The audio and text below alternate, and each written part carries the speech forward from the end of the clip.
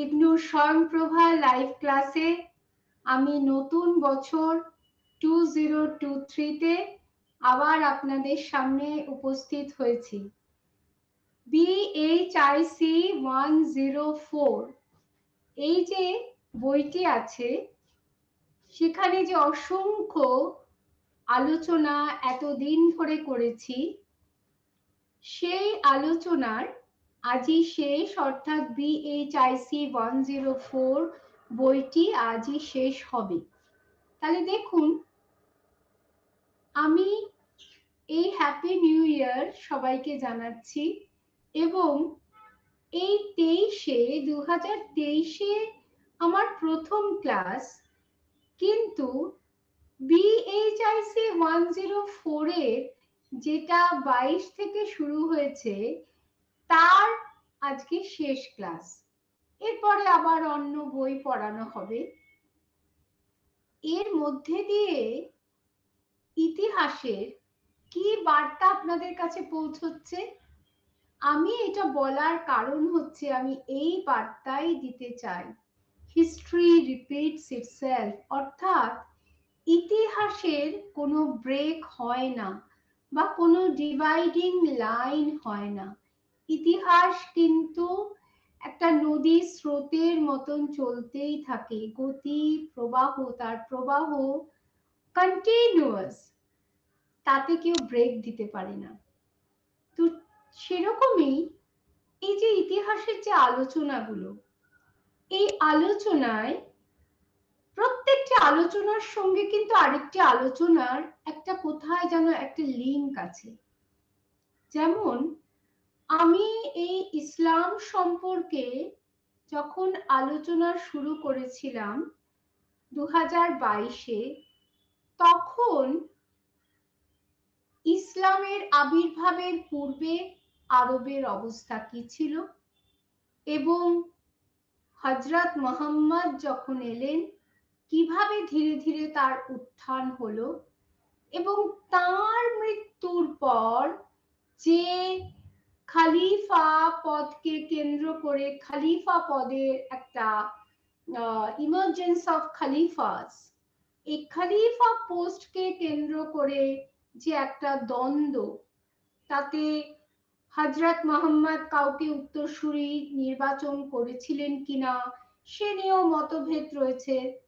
এবং সেই সূত্র ধরেই আমি উম্মাইদ খলিফেট, আব্বাসিদ খলিফেট সম্পর্কে বলেছিলাম। সেই যে আলোচনাটা, তারই সূত্র ধরে নতুন বছরে 2023-এ আবার এই আলোচনাটা আরো সম্প্রসারিত হচ্ছে। কোন বিষয়কে কেন্দ্র করে? অর্থাৎ উম্মাইদ ও আব্বাসিদ খলিফেটের যে তথ্য আমি সংক্ষিপ্ত তথ্য দিয়েছিলাম এবং শুধু উল্লেখ করেছিলাম, আজ এই ক্লাসে সেই উম্মাইদ এবং আব্বাসিদ খলিফাদের সম্পর্কে বিবরণ তুলে ধরা হবে। সবথেকে বড় কথা যে এটি কিন্তু একটি ধর্মীয় পদ, কিন্তু তার সঙ্গে রাজনীতি ওতপ্রোতভাবে জড়িত।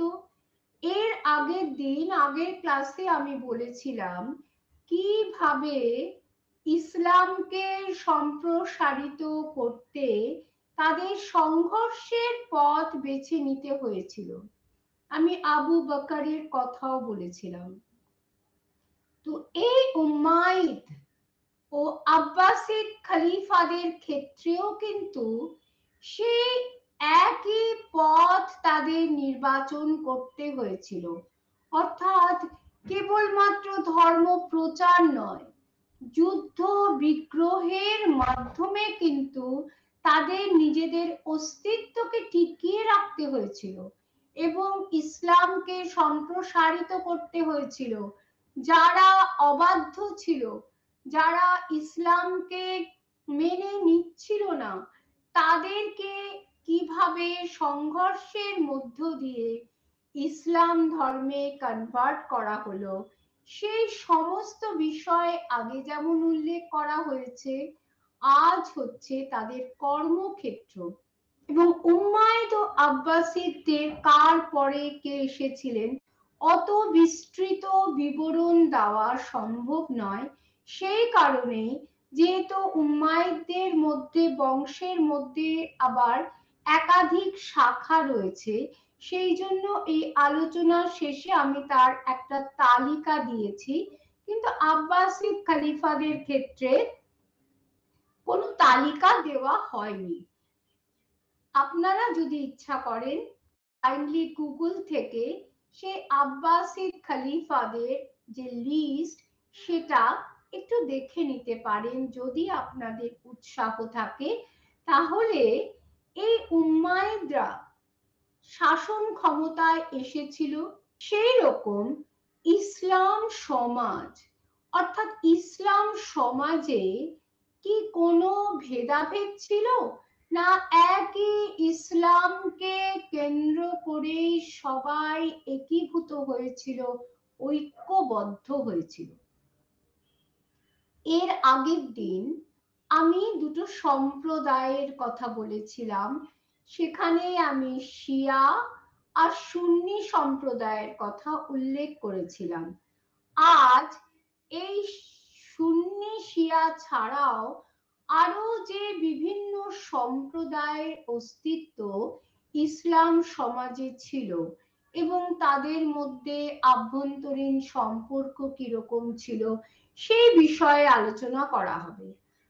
একই সঙ্গে এই উম্মাইদ ও আব্বাসিদ খলিফা, অর্থাৎ আমি যেটা একটু আগে বললাম যে ধর্মের সঙ্গে কিন্তু এখানে রাজনীতি ওতপ্রোতভাবে জড়িত।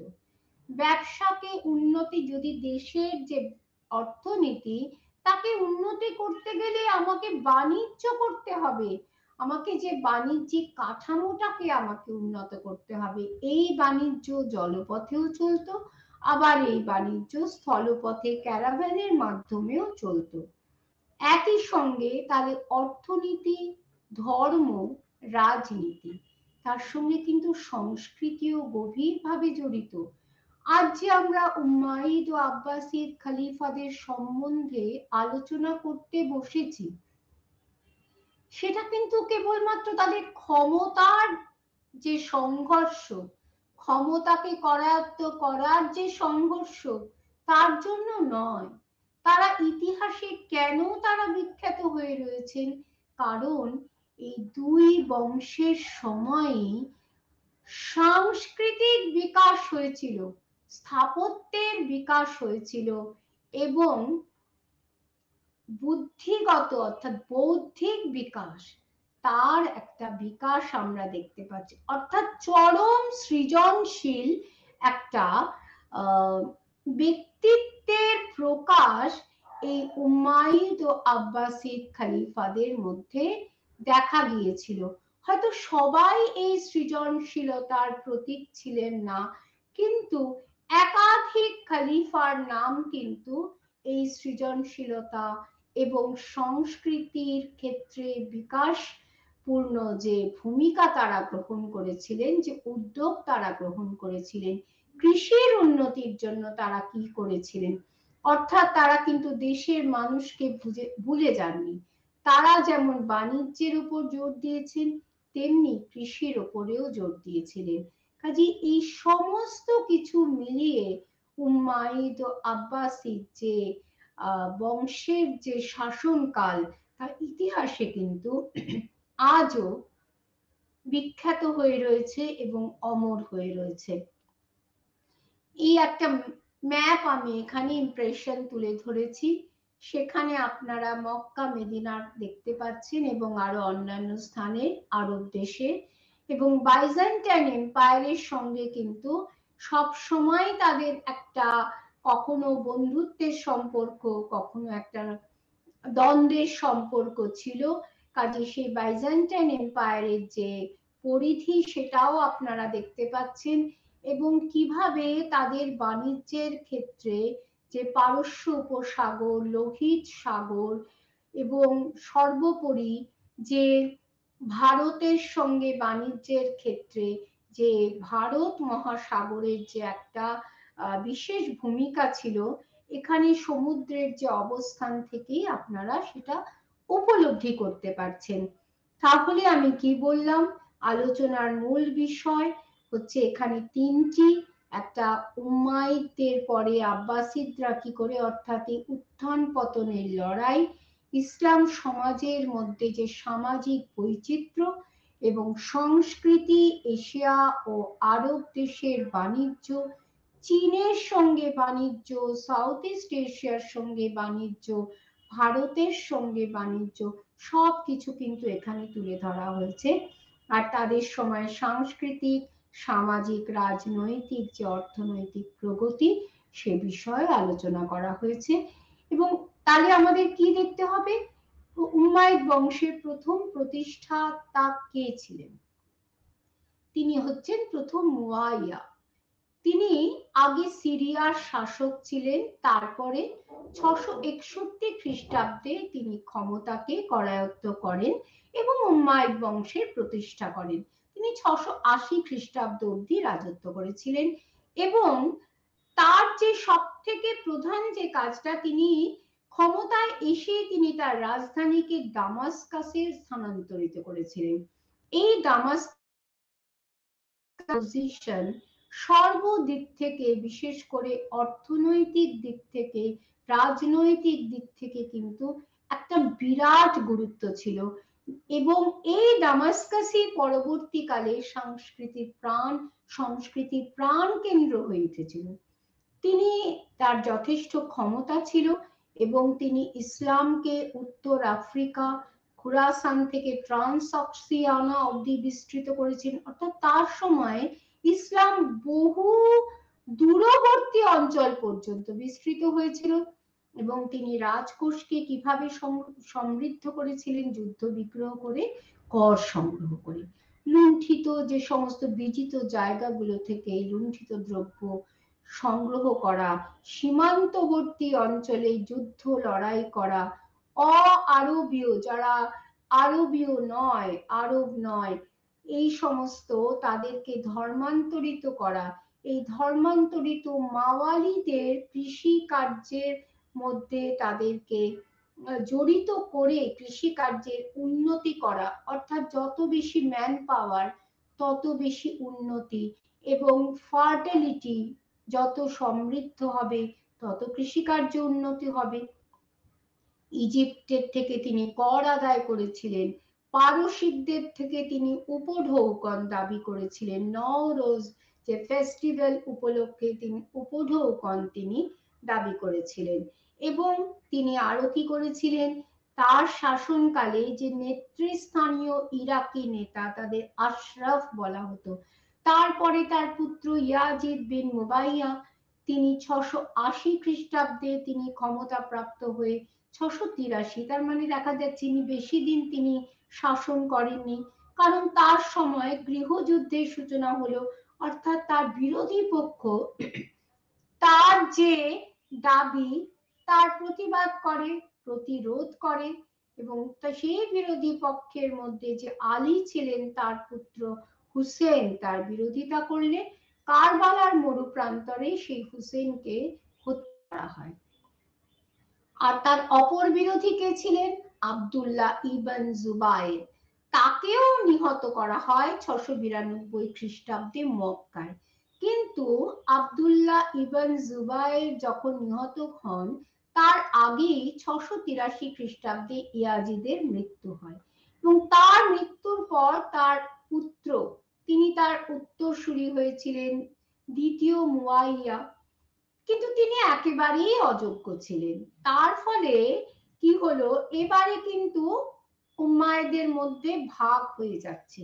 684 খ্রিস্টাব্দে তাকে অপসারিত করে, অর্থাৎ মেইন লাইন থেকে একটা আরেকটা লাইন তৈরি হচ্ছে, চ্যানেল তৈরি হচ্ছে। তিনি কে না, প্রথম মারওয়ান, তিনি মারওয়ানিড উম্মাইদ বংশের প্রতিষ্ঠা করেন এই প্রথম মারওয়ানের সময় থেকেই কিন্তু আবার গৃহযুদ্ধ শুরু হয়ে যায় এবং এই মারওয়ান যখন ক্ষমতায় আসেন তখন কিন্তু তিনি তার একটু বয়সী হয়েছিল এবং তখন তার খলিফা পদের উত্তরাধিকারকে কেন্দ্র করে কিন্তু দ্বন্দ্ব শুরু হয়ে গেল এবং এই দ্বন্দ্বে তিনি তার পদটাকে হারালেন। কিন্তু তারপরে খুরাসান ও বসরার যে উমাইদ যে শাসক উবায়েদ ইবন জিয়াদ তার সাহায্যে কিন্তু তিনি প্রথম মারওয়ান তার পদটা ফিরে পান। তো দেখা যাচ্ছে যে একজন যেই মাত্র বসছে অপরজন তার অপোনেন্ট সঙ্গে সঙ্গে তৈরি হয়ে তার বিরোধিতা করছে, অর্থাৎ উত্থান পতন এই হচ্ছে ইতিহাসের একটা সেই চলেই আসছে এই নিয়মটা কত যুগ থেকে। 684 খ্রিস্টাব্দে মারওয়ান ইবন আল হাকাম ইনি আবার আরেকজন ব্যক্তি, তিনি তার বাহুবলে অর্থাৎ যার জোর আছে যার ক্ষমতা আছে কিন্তু জয় মালা কিন্তু তার জয়ের মুকুট কিন্তু তার মাথায় বসে। তিনি খলিফা পদকে অধিকার করে নেন, করে নিয়ে উমাইদ বংশের যে ঋত গৌরব তাকে তিনি ফিরিয়ে আনেন। এই প্রথম মুয়াইয়া মারওয়ানের পর আরো অনেকে এসেছেন কিন্তু তার পরও যার পরে যে প্রসিদ্ধি যিনি পেয়েছিলেন সেই উমাইদ শাসক মারওয়ান শাখার তিনি হচ্ছেন আব্দুল মালিক বিন মারওয়ান। তিনি 685 থেকে 705 অব্দি তিনি ক্ষমতায় ছিলেন এবং তার সময় প্রশাসনিক ব্যবস্থার প্রতি যথেষ্ট নজর দেওয়া হয়েছিল। তিনি বাইজেন্টাইন সম্রাট দ্বিতীয় জাস্টিনিয়ানের সঙ্গেও বন্ধুত্বপূর্ণ সম্পর্ক রেখেছিলেন, অর্থাৎ তিনি অত্যন্ত ডিপ্লোম্যাটিক ছিলেন। তিনি বুঝেছিলেন শুধু যুদ্ধ বিগ্রহ করে হবে না, কোনো সময় শান্তিও বজায় রাখতে হবে। আর তার আরেকটা অ্যাচিভমেন্ট কি, তিনি মুদ্রা প্রবর্তন করেছিলেন, খলিফার আবক্ষ মূর্তি সমন্বিত এবং স্ট্যান্ডিং খলিফা, দুটো এই দু ধরনের মানে মূর্তি সমন্বিত, একটা বাস্ট আর একটা হচ্ছে স্ট্যান্ডিং। তাহলে তিনি মুদ্রা প্রবর্তন করেছিলেন সোনা রূপা এবং তাম্র ধাতুতে। তাহলে সোনা যে তিনি করেছিলেন, রূপা যে তিনি করেছিলেন, এই ধাতুর মধ্যে দিয়ে কিন্তু বোঝা যায় যে তার অর্থনৈতিক সচ্ছলতা যথেষ্ট ছিল। তার অপর কীর্তি কি, আরবিক ভাষাকে তিনি সরকারি ভাষার স্বীকৃতি দান করেছিলেন, জমি জরিপের ব্যবস্থা করেন এবং প্রত্যেক ইন্ডিভিজুয়ালকে কিন্তু তিনি করের আওতায় এনেছিলেন যাতে আরো বেশি করে রাজকোষটা পরিপূর্ণ করা যায়। এবং যেটা আমি প্রথমেই বলছিলাম, তারা কিন্তু শুধু ক্ষমতার যে লালসা তাদের ছিল না, তারা কিন্তু দেশের উন্নতির জন্য বাস্তবিকই চেষ্টা করতেন, ভাবতেন এবং সেই জন্য জলসেচের যেসব জায়গায় বৃষ্টিপাত ছিল না সেখানে জলসেচের সাহায্যে কি করে কৃষিকে উন্নতি করা যায় তার জন্য পরীক্ষা খনন করেছিলেন। ব্যবসা বাণিজ্যের উন্নতির জন্য, তারপরে শুধু তাই না, রাজনীতির ক্ষেত্রেও যুদ্ধ বিগ্রহের ক্ষেত্রেও জলপথে তো জাহাজে করে যাওয়ার একটা প্রয়োজনই হতো, সেই জন্য জাহাজ নির্মাণ শিল্পের অগ্রগতিতে তিনি বিশেষ উৎসাহ দিয়েছিলেন। এই আমরা কি দেখছি, উম্মাইদদের রাজত্বকালে, অর্থাৎ রাজনীতি অর্থনীতির সঙ্গে সাংস্কৃতিক বিষয়টি জড়িত, যেটা আমি প্রথমেই বলেছি। তিনি দামাস্কাসে তার যে রাজধানী প্রতিষ্ঠা করেছিলেন সেইখানে তার রাজসভা ছিল অত্যন্ত অলংকৃত এবং সেখানে অনেক জ্ঞানী গুণীর সমাবেশ হতো এবং তিনি আম্মানেও আরেকটি রাজপ্রাসাদ তৈরি করেন। এই উম্মাইদ রাজসভায় যে বিভিন্ন পণ্ডিত ব্যক্তিরা মানে অলংকার ছিলেন, তারা তারা অলংকৃত করেছিলেন, তার মধ্যে উল্লেখযোগ্য আল আখতার, জারি, ফরাজদাদ প্রমুখ। তারা নাকিদ নামক এক জাতীয় কাব্য রীতির সূচনা করেন। তাহলে আমরা দেখতে পাচ্ছি কাব্যের প্রতি বিশেষ মনোযোগ দিয়েছিলেন উম্মাইদ যে শাসকগণ, কাব্যের বিকাশের জন্য, লিটারেচারের বিকাশের জন্য। একই সঙ্গে সঙ্গীত চর্চারও প্রসার ঘটে। তাহলে সেই যুগে যে বিভিন্ন জীবনযাত্রা, সাধারণ মানুষ প্লাস খালিফাদের জীবনযাত্রা, কোথা থেকে আমরা জানতে পারি কিতাবুল আঘানি, ইকাদ আল ফরিদ এবং আরো অন্যান্য বিভিন্ন যে প্রিন্সিপাল যে সোর্স, সেখান থেকে কিন্তু আমরা এই রাজাদের জীবনযাত্রা সম্পর্কে অনেক কিছু জানতে পারি। তারা স্থাপত্যের দিকেও বিশেষ মনোযোগ দিয়েছিলেন এবং মসজিদের পাশাপাশি বাজার, মরুভূমি শহর তৈরি করেন।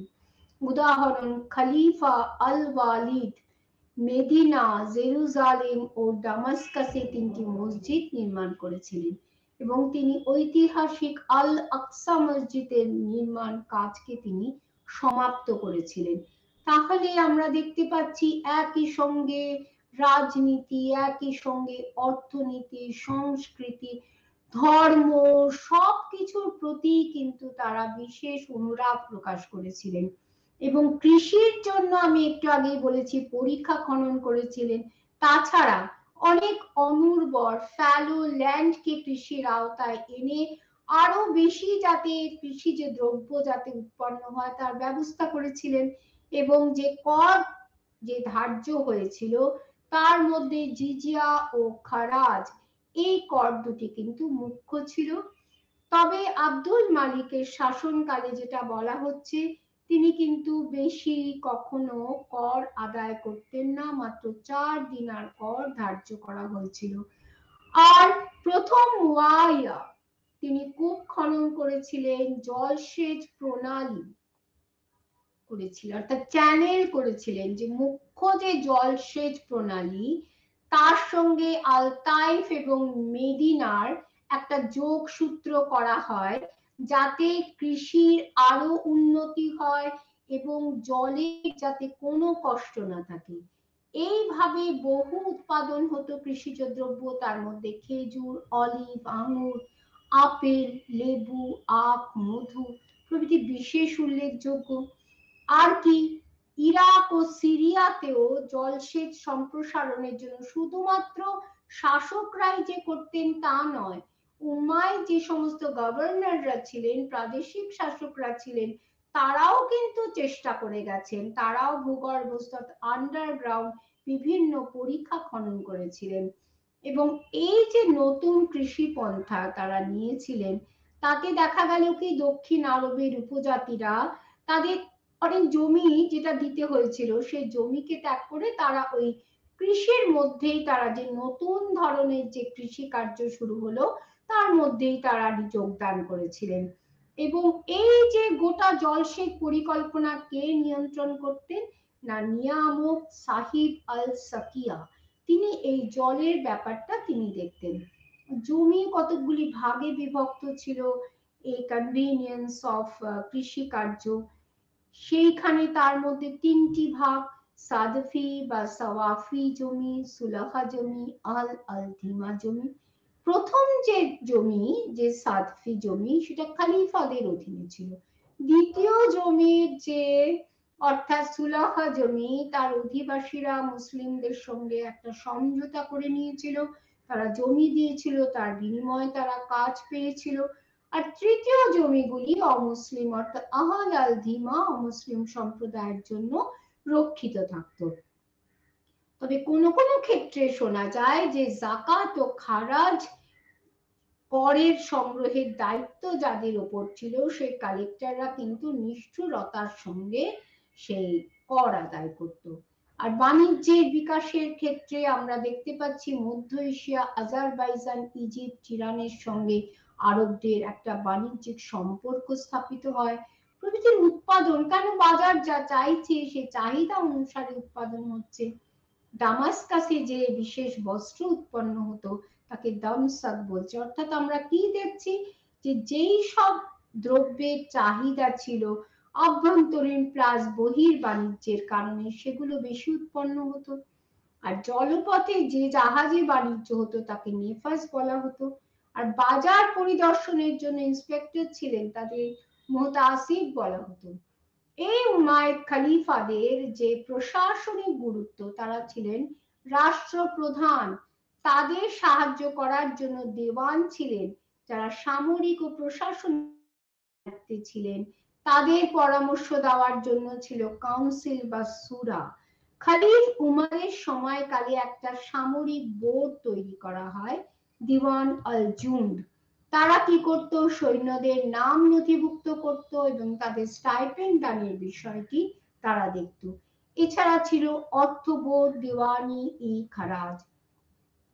যোগাযোগ, কমিউনিকেশন বোর্ড, দেওয়ান আল রাসাল। সামরিক প্রয়োজনেও সাম্রাজ্যকে 4টি ভাগে ভাগ করা হয়েছিল। সামরিক প্রয়োজন কেন? এটা যদি ভাগ করা হয়ে এক একজন গভর্নরের আন্ডারে যদি দিয়ে দেওয়া হয়, তাহলে প্রশাসনিক এবং সামরিক সব দায়িত্বই কিন্তু প্রতিপালিত হতো অত্যন্ত সুষ্ঠুভাবে। কি না, ফিলিস্তিন ও তার রাজধানী রামলা, আল উর্দুন, দিমাস্ক তার রাজধানী দামাস্কাস, হিমস প্রভৃতি।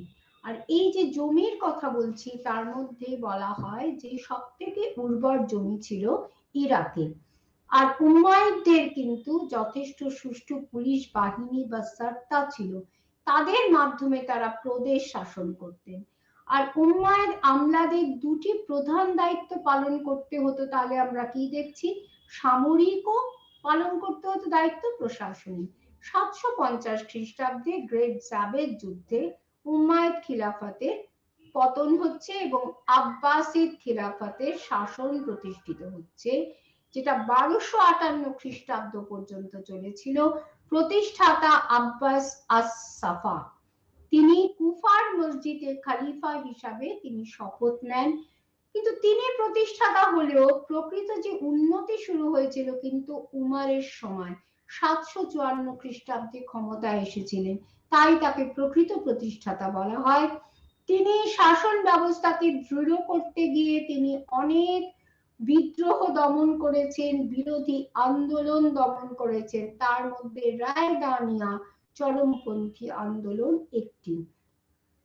আর আস্তে আস্তে যত পরিধি বৃদ্ধি হতে লাগলো সাম্রাজ্যের, তত কি হলো? কেন্দ্রীয় আমলাতন্ত্রের আয়তন বাড়লো। তখন রাজধানী দামাস্কাস থেকে তিনি সেটা বাগদাদে নিয়ে এলেন, রাজধানী মদিনাত আসসালাম বা বাগদাদ। প্রশাসনিক ক্ষেত্রে তার যে মুখ্য অবদান, সেটা হচ্ছে ওয়াজির পদের সূচনা এবং ওয়ালা পদের সূচনা। এই ওয়ালা আরবীয় মুসলমানদের সঙ্গে একটা চুক্তি করা মাধ্যমে এই ওয়ালা পদটি সূচনা হতো। আর ওয়াজিররা তারা ছিল মুখ্য আধিকারী, কাজেই প্রশাসনিক দায়িত্ব তাদের উপর ছিল। আর বিভিন্ন জাতির সমন্বয়ে যে এই মুসলিমরা, এই আরবীয় যে মুসলিমরা গঠিত ছিল, এদেরকে মাওয়ালা আমির আল মুমিনিন বলে অভিহিত করা হতো। এই বংশের বিখ্যাত খলিফা ছিলেন হারুন আল রশিদ। 766 খ্রিস্টাব্দে তিনি সিংহাসনে এসেছিলেন। তার সময় ইজিপ্ট থেকে মধ্য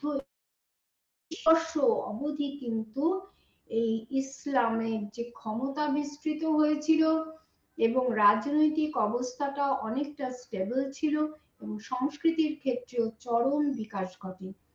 তার সময় তার যে রাজত্বের শেষ দিকে আবার একটা রাজনৈতিক অসন্তোষ, সেটা হতেই পারে, বিরোধীরা, ইফ্রিকিয়া প্রদেশের শাসকরা, তারা বিরোধিতা করে আধা স্বায়ত্ত শাসন তারা আদায় করে নিয়েছিল। এর পাশাপাশি আরেকটা যে সম্ভ্রান্ত পরিবার, বার্মাকিড পরিবার, তাদের সঙ্গে যে খলিফাদের এতদিনের সুসম্পর্ক ভেঙে গেল এবং 803 খ্রিস্টাব্দে এই পরিবারের খালিদ আল বার্মা নিহত হলেন এবং তার সঙ্গে সঙ্গে এই পরিবারটাও ধ্বংস হয়ে গেল। এই যে ঘটনাটা, এটা কিন্তু আব্বাসিদ বংশকেও যথেষ্ট এফেক্ট করলো এবং তার পতনের সূত্রপাত ঘটল। তারপর এলেন তার পুত্র আল মামুন, তিনি ক্ষমতা কেন্দ্রিক সংগ্রামে জয়ী হলেন। তিনি বারবার বাইজেন্টাইন সীমানায় আক্রমণ করেছেন। তার একটা বড় অ্যাচিভমেন্ট, তিনি ইসলামিক পণ্ডিতদের সমর্থন করতেন, মওতাজি লাইট নামে পরিচিত ছিল এবং তাদের অর্থ সাহায্য করেছেন। তিনি খুরাসানিদের দমনের উদ্দেশ্যে সামরিক বাহিনীতে দুটো গ্রুপ তৈরি করেন, সাকিরিয়া ও গিলমান। আর তার আরেকটা গুণ ছিল, তিনি মুক্ত মনের অধিকারী ছিলেন, রিজিড ছিলেন না। তাই মিহনাদের মাধ্যমে তিনি উলেমাদের ক্ষমতাকে খর্ব করতে চেয়েছিলেন। এর পরবর্তী যে আব্বাসিদ খালিফ, তাদের সময় চক্রান্ত বিদ্রোহ শুরু হয়ে গেল এবং খালিফারা তুর্কি সম্ভ্রান্ত বাহিনীর ক্রীড়নক হয়ে পড়লেন। যদিও পরবর্তীদের মধ্যে আল বাতিক, আল মুতাওয়াক্কিল এরা যথেষ্ট বিচক্ষণ ছিলেন, কিন্তু তারা নিজেদেরকে স্বাধীনভাবে তারা রাজত্ব করতে পারেননি। তাই 1258 খ্রিস্টাব্দের মধ্যেই আব্বাসিদ খেলাফত ভেঙে গেল। এই আব্বাসিদরা কিন্তু উম্মায়দের প্রশাসনিক ধারাকেই অনুসরণ করেছিলেন এবং এদের উত্থানের সঙ্গে সঙ্গেই একটা যে আরবরা তারা রাষ্ট্রীয় যে সামরিক বাহিনী ও আমলাতন্ত্র তার থেকে সরে গেল এবং তাদের স্থান নিল কারা? খুরাসানীয় তুর্কিরা। এইভাবে তুর্কিদের পুরো ইসলামাইজেশন হচ্ছে। এই আব্বাসিদরাও কিন্তু জল সেচের জন্য পরীক্ষা খনন করেছিলেন, তার মধ্যে নাহার আবুল আসাদ, নাহার আল বিলহা প্রভৃতি। এদের সঙ্গে এই পরীক্ষাগুলোর সঙ্গে ইউফ্রেটিস টাইগ্রিস নদীর যোগ ছিল এবং খলিফারাও যেমন নির্মাণ করেছেন, তাদের পরিবারের সদস্যরাও করেছেন। তার খনন করেছিলেন হারুন আল রশিদের মাতা। তাদের নিজস্বই আব্বাসিদদের খলিফাদের নিজস্ব কিছু ভূসম্পত্তি ছিল, সেটা সোয়াতফি নামে পরিচিত ছিল। যে এই আব্বাসিদদের সময় বেশ কিছু ভূসম্পত্তি গড়ে উঠেছিল। সব সময় যে এগুলো রাজার জমি, আবার খলিফাদের, তার মানে কি খলিফারা হচ্ছে একদিকে রাজা, আবার হচ্ছে ব্যক্তিগতভাবে তারা একজন ইন্ডিভিজুয়াল। ব্যক্তিগতভাবে তাদের যে ভূসম্পত্তি সেটা দিয়াল খিলাফ নামে পরিচিত। আর এই সময় থেকে, আব্বাসিদদের সময় থেকেই কিন্তু বেতনের পরিবর্তে জমি দেওয়া হতো, যা ইকতা নামে পরিচিত ছিল। কৃষির উন্নতির জন্য নতুন নতুন পদ্ধতি তৈরি হয়, বাজার তৈরি হয়, সাক বা বাজার। বাণিজ্যের ক্ষেত্রে সুতি বস্ত্র, মদ, প্যাপিরাস, অন্যান্য কৃষিজ দ্রব্য জনপ্রিয় ছিল। রাজস্ব বিষয়ক যে বন্দোবস্ত তারা করেছিলেন তা দামন বা কিবালা নামে পরিচিত ছিল। আর খারাজ, খামস, মার্কস ছিল প্রধান ভূমি কর, আর বাজার কর, দারিবাত আলাসা, দোকানের উপর কর, হাওয়ানিদ প্রভৃতি ছিল। চীন থেকে আগত দ্রব্যের উপর 1-10% কর আরোপ করা হতো, যা উসুর আল সুফান নামে পরিচিত। এগুলো তদারকি কারা করতেন? কাজী উল কাজী। হারুন আল রশিদের সময় এই রকম 20 জন দেওয়ান নিযুক্ত করা হয়েছিল, তার মধ্যে দেওয়ানি খারাজ, দেওয়ানি আজিমা প্রভৃতি।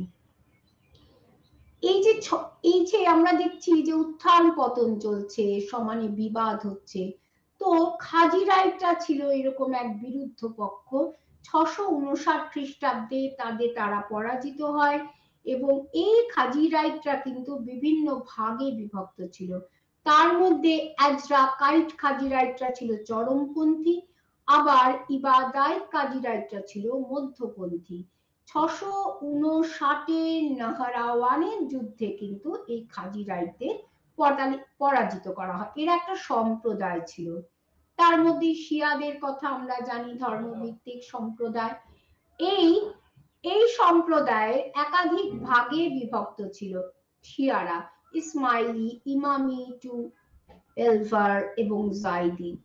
দ্বিতীয় শ্রেণী ইমামের আধিপত্যে তারা বিশ্বাসী ছিল, অর্থাৎ ইমামি 12 তারা ইমামের আধিপত্যে বিশ্বাসী ছিল এবং পবিত্র হাদিসে তাদের বক্তব্য লিপিবদ্ধ রয়েছে। ইমাম জাইদ ইবন আলীর নামানুসারে জাইদিরা পরিচিত ছিল। এরা আবার ইমামের প্রভাব মুক্ত ছিল। সাফাবি ছিল সুফি সম্প্রদায়। 1500 খ্রিস্টাব্দে তাদের উদ্ভব হয়। এরা ইরাককে ইমামি জিয়াইজমে ধর্মান্তরিত করতে উদ্যোগী ছিলেন। আর আব্বাসিদ শাসনকালে মুতাজিলা আসিরাইট দুই সম্প্রদায়ের কথা জানা যায়। মুতাজিলা তারা একেশ্বরবাদে বিশ্বাসী ছিলেন, তারা মুক্ত চিন্তা করতেন, আর অ্যাসিরাইটরা মধ্যপন্থায় বিশ্বাসী ছিলেন। কতিপয় অ্যাসিরাইট পণ্ডিত আল গাজালি, ফখর আল-দিন আল রাজি। আরেক সম্প্রদায় ছিল মুরজিরাইট। এরা হলো এক ইসলামিক সম্প্রদায় যারা ঈশ্বরের উপর বেশি বিশ্বাস করত, মানুষের বিচারে তারা আস্থাশীল ছিল না।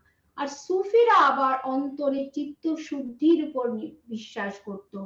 বসরা, বাগদাদ, সিরিয়া, ইরান প্রভৃতি স্থানে এদের জনপ্রিয়তা বৃদ্ধি পায় এবং আস্তে আস্তে এরা কতগুলি সম্প্রদায় বিভক্ত হয়ে যায়, কাদিরিয়া, নকশবন্দিয়া, সাজিলিয়া, সাফাওয়া প্রভৃতি।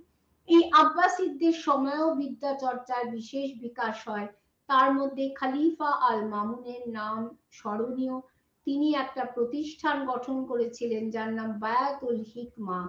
তিনি বাইজেন্টাইন সম্রাটকে অনুরোধ করেছিলেন যে দার্শনিকদের রচনা প্রেরণ করার জন্য, যেগুলো পরে আরবিক ভাষায় অনুদিত হয়েছিল। তাছাড়া কৃষি, নগরায়ন, দূর বাণিজ্যের মধ্যেই আরবদের শক্তি নির্ভর ছিল এবং আরব পেনিনসুলা ধীরে ধীরে এশিয়া, ইউরোপ, আফ্রিকা সীমান্তকে স্পর্শ করে।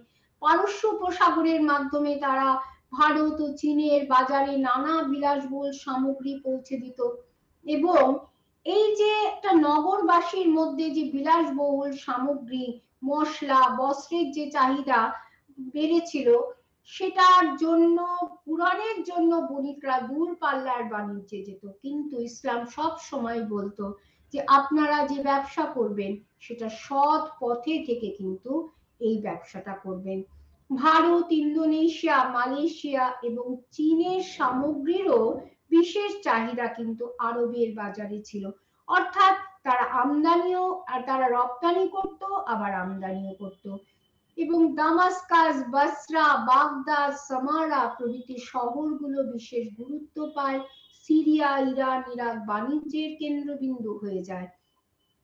বন্দর শহর বসরা, জেদ্দা, উবুল্লা থেকে নানান দ্রব্য রপ্তানি হতো। ক্যারাভানের মাধ্যমেও রপ্তানি হতো, লোহিত সাগর এর মাধ্যমে রপ্তানি হতো জলপথে। লোহিত সাগরের তীরে ইয়েমেন ছিল বন্দর নগর। এছাড়া মক্কার পথে মোচা ছিল ধর্মীয় বাণিজ্য কেন্দ্র। নিসাবুর, মারাহা, কাহিস্তান, ওয়াল ওয়ালিদ, সামারকান্দ ছিল উৎপাদন শহর। এখানে এক এক জায়গায় খেজুর, আঙুর, সাবান, চামড়া, মাংস, আখরোট নির্মাণ তৈরি হতো উৎপাদন। এবং মক্কা মদিনার একটা বিরাট গুরুত্ব ছিল ধর্মস্থান হিসাবে শুধু নয়, এটা বাণিজ্যিক একটা তার গুরুত্ব ছিল। ভারতের সঙ্গেও বাণিজ্য সম্পর্ক স্থাপিত হয়েছিল। দক্ষিণ ভারতে আরব বণিকেরা এসে তারা বাস করত এবং আরবদের মধ্যে নারকেল, চন্দন, পান প্রভৃতি ভারতীয় সামগ্রী যেমন জনপ্রিয় ছিল, তেমনি ভারতীয়দের মধ্যে আরবি ঘোড়া, খেজুর প্রভৃতি জনপ্রিয় ছিল। এবং এই বাণিজ্যের ক্ষেত্রে পারস্য উপসাগর, লোহিত সাগর, ভারত মহাসাগরের গুরুত্ব ছিল। এই ভারত মহাসাগরীয় বাণিজ্যে ইজিপ্টের বণিকদের প্রাধান্য বিশেষ প্রতিষ্ঠিত হয় এবং বন্দর শহরের মধ্যে আমরা দেখতে পাচ্ছি ওমানের সুহার, শ্রীলঙ্কার মন্টাই এবং একাঙ্গান বন্দর, বন্দরে তাহিরি প্রভৃতি বিশেষ গুরুত্বপূর্ণ। নাবিক সিনবাদের কাহিনী থেকে এই চীন ও দক্ষিণ পূর্ব এশিয়ার সঙ্গে আরবদের যে বাণিজ্য যে প্রতিষ্ঠিত ছিল তার বহু যে বিবরণ তার রয়েছে, তার মধ্যে নাবিক সিনবাদের কাহিনী আমাদের জানা। এছাড়া আখবর, সিন আওয়াল হিন্দ, আজ এই আল হিন্দ প্রভৃতি থেকেও এই বাণিজ্য বিষয়ে তথ্য পাওয়া যায়। চীনের সঙ্গে আরবদের সম্পর্ক যথেষ্ট প্রাচীন ছিল। সাসানিডরাও এ বিষয়ে উৎসাহী ছিলেন এবং চীনে তান বংশের যখন উত্থান হয়, ওদিকে ইসলামিক শাসকদের অধীনে আরবের উন্নতি হচ্ছে, মুসলিম বণিকরা ক্যান্টনে বসতি স্থাপন করছেন এবং এই বাণিজ্যে চীনের পোর্সিলিনের বিশেষ চাহিদা ছিল। সাং ও ওয়ান রাজবংশের সময় চীনে যখন সাং ও ওয়ান রাজবংশ প্রতিষ্ঠিত হয়, তখন নবম ও দশম শতকে চীনের সামুদ্রিক বাণিজ্যে জোয়ার আসে। কিন্তু রাজেন্দ্র চোল যখন চম্পা আক্রমণ করেন, বাণিজ্যের ক্ষেত্রে প্রতিকূলতার সৃষ্টি হয়। তিনি কোনো ডাইরেক্ট বাণিজ্য বন্ধ করে দিয়েছিলেন চম্পার মাধ্যমে চীনের সঙ্গে। কিন্তু 3 দশক পর আবার এটা রিভাইভ করে এবং কোয়ানজো পুনরায় আরব চীন বাণিজ্যের মিলন সূত্রে পরিণত হয়। দক্ষিণ পূর্ব এশিয়ার সঙ্গেও বাণিজ্য চলতো ভারত মহাসাগরের পথে। এই কারণে বলা হয় ভারত মহাসাগর যেন আরব ভূমধ্য সাগরে পরিণত হয়েছে। চম্পায় বসবাসকারী মুসলিম বণিকরা আরব, চীন ও দক্ষিণ পূর্ব এশিয়ার বাণিজ্যের সূত্র ছিল। তারা চম্পা, কাম্বোডিয়া, জাভার মধ্যবর্তী রাজ্য জাবেজ থেকে সং রাজ দরবারে অর্থাৎ চীনে তারা উপস্থিত হতেন। আবার দক্ষিণ ভারত, শ্রীলঙ্কা, জাভা, সুমাত্রা, ভিয়েতনামের মাধ্যমেও আরব ও চীনের বাণিজ্য চলত। চোল সাম্রাজ্যের পতনের ফলে সুমাত্রা অঞ্চলে ইসলামিক শক্তির উত্থানের পথ পরিষ্কার হয়ে যায়। সুতরাং আমরা কি দেখলাম যে এই উম্মাইদ এবং আরবদের সময় আরব যে দেশ সেখানে আমরা কি দেখছি, আমরা প্রি ইসলাম পিরিয়ড দেখেছি, আমরা ইসলাম পিরিয়ড দেখেছি। এই ইসলাম পিরিয়ডেরই একটা কন্টিনিউয়েশন, এটাই হচ্ছে এই সময়, অর্থাৎ হযরত মুহাম্মদের পোস্ট হযরত মুহাম্মদ। আমরা যা আলোচনা আজকে করছি মুহাম্মদ, সেই পোস্ট হযরত মুহাম্মদের সময়ে যে রাজনৈতিক শক্তি হিসাবে কাদের উত্থান হয়েছিল, না উম্মাইদ ও আব্বাসিদ খলিফাদের। এই উম্মাইদ ও আব্বাসিদ খলিফারা তারা কিন্তু সংস্কৃতির দিকে যেমন গুরুত্ব দিয়েছিলেন, সেই রকম তারা কিন্তু বাণিজ্যের প্রতিও বিশেষ গুরুত্ব দিয়েছিলেন। এবং তারা যদি এই বাণিজ্যে গুরুত্ব না দিতেন, তাহলে কিন্তু আরব বণিকরা এইভাবে নিশ্চিন্তে দক্ষিণ পূর্ব এশিয়া, চীন এবং ভারতবর্ষের সঙ্গে বাণিজ্য করতে পারতেন না। আরেকটি দেখুন যে ইতিহাসে কিন্তু আমি বলি না, প্রত্যেকটা বিষয়ের সঙ্গে আরেকটি বিষয় কোথায় যেন একটা লিঙ্ক আছে। তাহলে আমরা তো এখন ইসলামের ইতিহাস নিয়ে আমরা আলোচনা করছি, আমরা ইসলামের ইতিহাস নিয়ে আলোচনা করছি। তাহলে এই ইসলামের ইতিহাসের মধ্যেও চীনের সং ও ওয়ান রাজবংশ, তাদের যে ভূমিকা সেটাও একটা প্রসঙ্গক্রমে আসছে, এবং কিভাবে চীনের সঙ্গে আরব দেশের বাণিজ্য চলতো, কিভাবে দক্ষিণ পূর্ব এশিয়ার সঙ্গে আরবদের বাণিজ্য চলতো। সেই দক্ষিণ পূর্ব এশিয়ার একটা কেন্দ্র হচ্ছে চম্পা। মানে এই চম্পা রাজেন্দ্র চোল তিনি আক্রমণ করেছিলেন, তিনি পদানত করেছিলেন। তাহলে একটা দেখুন, একজন ভারতীয় রাজা, তিনি ভারতবর্ষে এই চোল দক্ষিণ ভারতে যথেষ্ট গুরুত্ব পেয়েছিল, এবং এই চোলরাই আবার কিন্তু আমাদের বাংলাতেও বিজয় করেছিল। এবং রাজেন্দ্র গঙ্গাইকোন্ডা চোলা, তার উপাধি হয়েছিল গঙ্গাইকোন্ডা চোলা, অর্থাৎ বাংলার পাল যে রাজা, তাকে পরাজিত করে এই গঙ্গার জলকে তিনি নিজের রাজ্যে নিয়ে গিয়েছিলেন। এবং কতখানি শক্তিশালী ছিলেন তিনি, যে তিনি চম্পা অর্থাৎ আধুনিক দক্ষিণ ভিয়েতনামে তিনি অভিযান করেছিলেন। তার মানে কি দাঁড়াচ্ছে, যে তার যে বাণী অর্থাৎ তার যে জাহাজ অর্থাৎ শিপ বিল্ডিং, সেটাতেও তার বিশেষ ব্যুৎপত্তি ছিল। এবং রাজনীতির পাশে পাশে বাণিজ্য, অর্থনীতি, সংস্কৃতি সর্বদিকে তার একটা উৎসাহ আমরা দেখতে পাচ্ছি। সেই ইসলাম পড়তে গিয়ে রাজা রাজেন্দ্র চোলা দেবার নাম। সুতরাং একজন রাজা তিনি কিন্তু কেবল তিনি যদি শক্তিমান হন, কেবল কিন্তু নিজের রাজ্যে বা নিজের দেশের মধ্যেই কিন্তু নিজেকে তিনি সীমাবদ্ধ রাখেন না, তিনি কিন্তু তার বাইরেও তার যে প্রসিদ্ধি তা ছড়িয়ে পড়ে। যেমন উম্মায়দ ও আব্বাসিদ খলিফারা, তারা কি কেবলমাত্র আরব দেশের মধ্যেই কি তারা নিজেদের সীমাবদ্ধ রেখেছিলেন? তা নয়, আরব দেশের বাইরেও গিয়ে তারা বহু দূর পর্যন্ত ইসলামকে তারা বিস্তৃত করেছেন। এবং শুধু বিস্তার করেই নয়, একজন শাসক ক্ষমতা, তার যে দক্ষতা, সেটার পরিচয় কখন পাওয়া যায়? যে তিনি কেবলমাত্র আমি শুধু জয় করে গেলাম, কিন্তু সেই বিজিত অঞ্চলগুলিতে প্রশাসনিক কোনো ব্যবস্থা আমি করলাম না, সেটা কিন্তু তার দক্ষতার পরিচায়ক নয়। তাহলে এবার আমরা যদি সামগ্রিকভাবে আমরা আলোচনা করি, তাহলে আমরা কি দেখছি?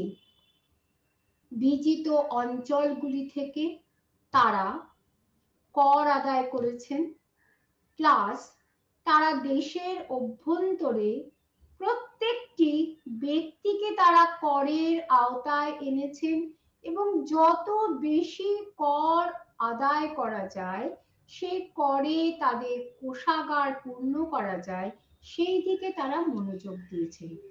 এটা গেল তাদের কার্যক্রমে। অর্থাৎ আমরা বলা যায় আজকে কিন্তু এই উম্মায়দ এবং আব্বাসিদদের অ্যাচিভমেন্ট নিয়ে আলোচনা করছি। তাহলে এটা তাদের একটা দিক, রাজনৈতিক দিক। অর্থনীতির সঙ্গে কর বিশেষভাবে জড়িত, এই রাজনীতির সঙ্গে প্রশাসন জড়িত। এই প্রশাসনকে উন্নত করার জন্য তারা ছিলেন রাষ্ট্রের প্রধান খলিফারা, কিন্তু তারা কিন্তু অটোক্রেটিক ছিলেন না, তারা বিভিন্ন ওয়াজির অ্যাপয়েন্ট করেছিলেন, বিভিন্ন কাউন্সিল অ্যাপয়েন্ট করেছিলেন, যাদের সঙ্গে পরামর্শ করেই তারা শাসন কার্য প্রতিপালন করতেন। শুধু তাই নয়, শাসনের সুবিধার্থে তারা কি করেছিলেন? সামরিক ভাগে বিভক্ত করে দিয়েছিলেন তাদের যে রাজ্যকে। এবং শুধু তাই না, জমিকেও তারা কয়েকটি ভাগে বিভক্ত করে দিয়েছিলেন। অর্থাৎ এই জমির যে ভাগ, সে তার উপর সেটার উৎকর্ষ অনুসারে নির্ধারিত হতো কোন জমি থেকে কতখানি কর আদায় করা হবে। এটা তো গেল তাহলে প্রশাসনিক, রাজনৈতিক। আর অর্থনীতির উন্নয়নের জন্য তারা কর আরোপ, লুণ্ঠিত দ্রব্য সামগ্রীকে তারা একজোট করার পাশাপাশি তারা কৃষির উন্নতি তারা বুঝেছিলেন যে একটা পার্মানেন্ট যদি আমরা ব্যবস্থা করতে না পারি, তাহলে আমাদের অর্থনীতি কিছুতেই টিকবে না, ভেঙে পড়ে যাবে। তাহলে সেখানে আমরা কি দেখছি? তারা পরীক্ষা খনন করেছিলেন, তারা মূল নদীর সঙ্গে সেই পরীক্ষাগুলোকে যুক্ত করেছিলেন, এবং তারা কিন্তু তাদের বিলাস ব্যসন, তাদের গর্জাস ছিল এই খলিফাদের রাজসভা। এবং তারা যে বিভিন্ন যে সমস্ত ডেজার্ট গুলো, সেই ডেজার্টে তারা কিন্তু প্রাসাদ নির্মাণ করেছেন এবং তারা মসজিদ নির্মাণ করেছেন। এই যে মসজিদগুলি, এই মসজিদের মাধ্যমে তারা কি করেছেন? তাদের ধর্মকে তারা আরো কনসলিডেটেড করেছেন। মসজিদ ছাড়াও আরো অন্যান্য স্থাপত্য কীর্তিও তারা নির্মাণ করেছেন। তার রাজসভাগুলো ছিল অত্যন্ত গর্জাস, এবং সেখানে অনেক পণ্ডিতরা সেই রাজসভাকে অলংকৃত করে রাখতেন। পাশাপাশি যদি বিভিন্ন সম্প্রদায়ের অস্তিত্ব আমরা দেখি, তাহলে আমরা সেখানে এই এই যে সমাজের মধ্যে শিয়া সুন্নি তো ছিলই, প্লাস আমরা দেখতে পাচ্ছি আজিরাইটরা আসছে, তারপরে যেটা আমরা দেখতে পাচ্ছি সুফিরা, এই সুফিদের যে বাগদাদ, বসরা প্রভৃতি বিভিন্ন জায়গায় আদিতে যে সুফিদের উদ্ভব হয়েছিল, ধীরে ধীরে এই সুফিরা ভারতবর্ষেও তারা ছড়িয়ে পড়েছিল। এবং এই সুফিদের আপনারা দেখুন, এই যে সুফিদের মধ্যে যে কতগুলি সম্প্রদায় ছিল, যেমন কাদিরিয়া, তাদের প্রাণকেন্দ্র ছিল বাগদাদ, নকশবন্দিয়াদের প্রাণকেন্দ্র ছিল মধ্য এশিয়া, সাজিলিয়াদের প্রাণকেন্দ্র ছিল উত্তর আফ্রিকা, সাফাওয়াদের প্রাণকেন্দ্র ছিল আনাতোলিয়া।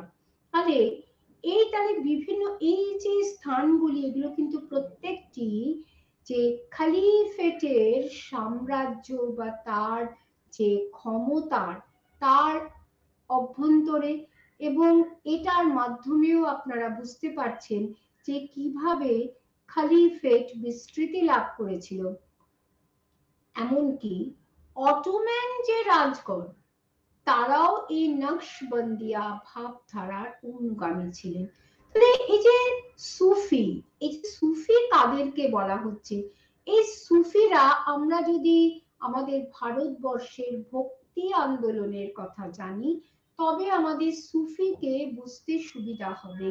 এই সুফিরা ছিলেন এক জাতীয়, তারা সন্ত, এই সন্ত ছিলেন তারা, এবং যারা কেবলমাত্র ঈশ্বরকে ভক্তির মাধ্যমে আন্তরিকভাবে ঈশ্বরকে আরাধনার কথা বলতেন, এবং তাদের জন্য তাদের কোনো রকম যে বিলাস ব্যসন বা কোনো রীতি আচার, তার প্রতি বিশ্বাস করতেন না, এবং সাধারণ মানুষের জন্য তারা কি করতেন, সেখানে মানুষের সেবা করতেন।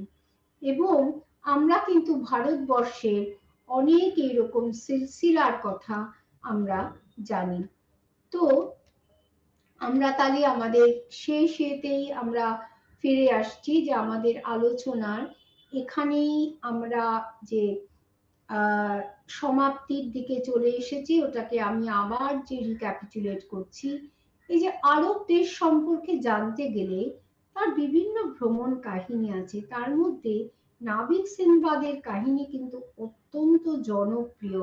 এই সিনবাদের তার মানে, এই দেখুন, একটা সাহিত্য বলতে পারেন, এটা তো একটা গল্প, কল্পনা, কিন্তু কল্পনার মধ্যেই ঐতিহাসিক যে তথ্যগুলোকে খুঁজে নেওয়া। অর্থাৎ সিনবাদ কোন দেশ থেকে কোন দেশে যাত্রা করত সমুদ্র পথে, সেই সমুদ্রের নাম, সেই দেশগুলির নাম, এগুলো থেকেই তো ঐতিহাসিকরা তাদের তথ্যকে তারা চয়ন করেন। সুতরাং সিনবাদের কাহিনী আমাদের মধ্যে বিশেষ জনপ্রিয়।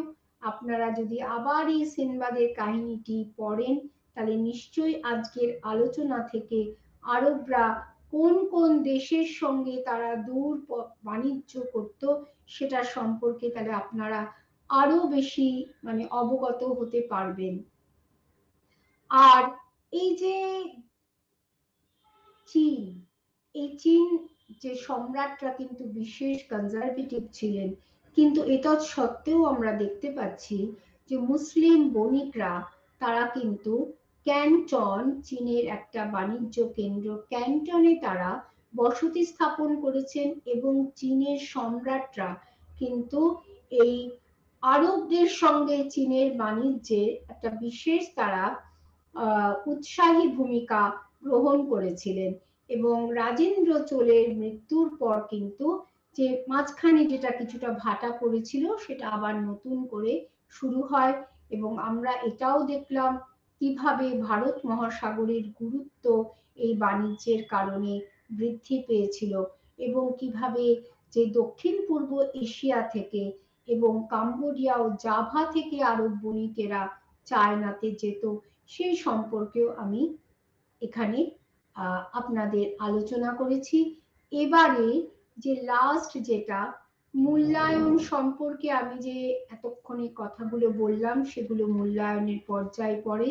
অর্থাৎ সংস্কৃতি, রাজনীতি, অর্থনীতি, প্রশাসন সর্বক্ষেত্রে একটা উম্মাইদ ও আব্বাসিদ খলিফাদের সময়ে আরব কিন্তু উন্নতির উৎকর্ষে উপনীত হয়েছিল। এই যে উম্মাইদ খলিফাদের যদি আপনারা নাম দেখেন, তাহলে প্রথমেই আমি কি বলেছিলাম, মুয়াইয়া 1, প্রথম মুয়াইয়া, তারপরে ইয়াজিদ ইবন মুয়াইয়া, তারপরে মুয়াইয়া 2। এই যে ইয়াজিদের নাম আমি করেছি আলোচনা প্রসঙ্গে, মুয়াইয়া 2 এর নাম আমি করেছি, এবং এর পরেই যে একটা নতুন চ্যানেল এলো, কি হলো, মারওয়ান উম্মাইদ বংশের প্রতিষ্ঠা। এর প্রথম প্রতিষ্ঠাতা হচ্ছেন, তাহলে উম্মাইদ খলিফেটের প্রতিষ্ঠাতা হচ্ছে প্রথম মুয়াইয়া, আর মারওয়ান উম্মাইদের প্রথম প্রতিষ্ঠাতা হচ্ছে প্রথম মারওয়ান। এবং তারপরে আমরা দেখতে পাচ্ছি আবদ আল মালিক ইবন মারওয়ান, ইয়াজিদ 2 ইবন আবদ আল মালিক, হিশাম ইবন আবদ আল মালিক, আল ওয়ালিদ ইবন ইয়াজিদ, ইয়াজিদ 3 ইবন আল ওয়ালিদ, ইব্রাহিম ইবন আল ওয়ালিদ। সব দিক দিয়ে কিন্তু আমরা দেখতে পাচ্ছি যে আব্বাসী যে বংশ, সেটা কিন্তু একেবারে ডিভিয়েট করছে না উম্মাইদদের থেকে, একটা কন্টিনিউয়েশন কিন্তু আমরা এখানে দেখতে পাচ্ছি। তো এই হচ্ছে আমার মূল্যায়ন উম্মাইদ আব্বাসিদ খলিফা, ইসলাম সমাজ, এশিয়া ও আরব দেশের বাণিজ্য। এই যে তিনটে বিষয় আজকে আপনাদের সামনে আমি রাখলাম, আশা করি সেই বিষয়টি আপনারা কিছুটা হলেও আপনারা অনুধাবন করেছেন। আমি আশা করব আপনারা এই তিনটে চ্যাপ্টার অর্থাৎ 14, 15, 16 আপনারা একটু ভালোভাবে পড়বেন আমার এই আলোচনাটাকে মাথায় রেখে। নমস্কার।